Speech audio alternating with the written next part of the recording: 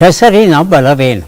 ಈ ಒಂದು ಪ್ರಶ್ನೆಯನ್ನು ಕೇಳಿದರೆ ತಕ್ಷಣ ಉತ್ತರ ಕೊಡೋದು ಕಷ್ಟ ಆಗಬಹುದು. ಒಂದು ಸಲ ರಾಮಾಯಣವನ್ನು ನೆನಪಿಸಿಕೊಂಡ್ರೆ ಅಲ್ಲಿ ರಾಮನಾಮದ ಮಹತ್ವ ಕಂಡುಬರುತ್ತೆ. ಕಲ್ಲಿನ ಮೇಲೆ ರಾಮನಾಮ, ರಾಮನ ಹೆಸರನ್ನು ಬರೆದು ಆ ಕಲ್ಲನ್ನು ನೀರಲ್ಲಿ ಬಿಟ್ಟಾಗ ಅದು ಮುಳುಗದೆ ತೇಲುತ್ತಂತೆ, ಸೇತುವೆಯನ್ನು ಕಟ್ಟೋದಕ್ಕೆ ಸಹಾಯ ಮಾಡುತ್ತಂತೆ. ರಾಮನಾಮದ ಮಹತ್ವ ಅಷ್ಟು ಬಲವಾದದ್ದು. ಸ್ವಯಂ ರಾಮನೇ ಒಂದು ಕಲ್ಲಿನ ಮೇಲೆ ತನ್ನ ಹೆಸರನ್ನು ಬರೆದು ನೀರಲ್ಲಿ ಬಿಟ್ಟಾಗ ಅದು ತೇಲದೆ ಮುಳುಗುತ್ತಂತೆ.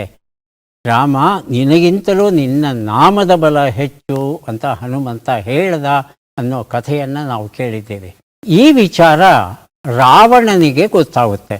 ರಾಕ್ಷಸರೆಲ್ಲ ಸೇರ್ಕೊಂಡು ಕೇಳ್ತಾರೆ, ರಾಮ ಅವನ ಹೆಸರು ಬರೆದು ಬಿಟ್ಟರೆ ತೇಲುತ್ತಂತೆ, ಹಾಗೆ ನಿಮ್ಮ ಹೆಸರು ಬರೆದ್ರೆ ಕಲ್ಲು ತೇಲುತ್ತಾ ಅಂತ ಕೇಳಿದಾಗ ಏನು ಹೇಳಬೇಕು ರಾವಣ?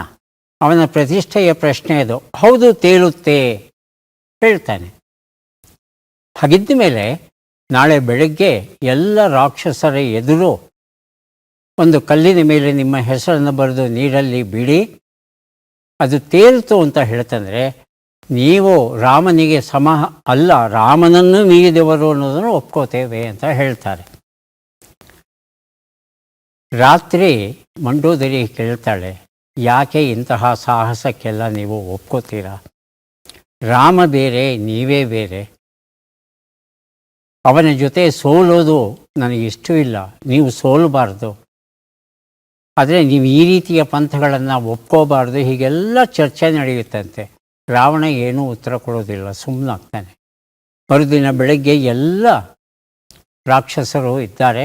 ಒಂದು ಕಲ್ಲು ತಗೋತಾನೆ, ಆ ಕಲ್ಲು ಮೇಲೆ ಬರೀತಾನೆ ರಾವಣ, ಅದನ್ನು ನೀರಲ್ಲಿ ಬೀಳ್ತಾನೆ, ಆ ಕಲ್ಲು ತೇಲ್ತಾ ಹೋಗುತ್ತೆ. ನೋಡಿದವ್ರಿಗೆಲ್ಲ ಆಶ್ಚರ್ಯ, ಏನು ರಾಮನ ಹೆಸರಿರೋ ಕಲ್ಲು ಮಾತ್ರ ತೇಲಬೇಕಾ? ರಾವಣನ ಹೆಸರಿರೋ ಕಲ್ಲು ತೇಲಬಾರ್ದ? ನೋಡಿ ತೇಲ್ತಾ ಇದೆ. ಆ ರಾತ್ರಿ ಮಂಡೋದರಿ ಕೇಳ್ತಾಳೆ, ಸ್ವಾಮಿ ಏನು ಮಾಡಿದ್ರಿ? ಸತ್ಯ ಹೇಳಿ ನನಗೆ ಅಂತ ಕೇಳಿದಾಗ ಆಗ ಆ ಕಲ್ಲಿನ ಮೇಲೆ ಏನು ಬರದೆ ಅನ್ನೋ ವಿಚಾರವನ್ನು ರಾವಣ ಹೇಳ್ತಾನೆ.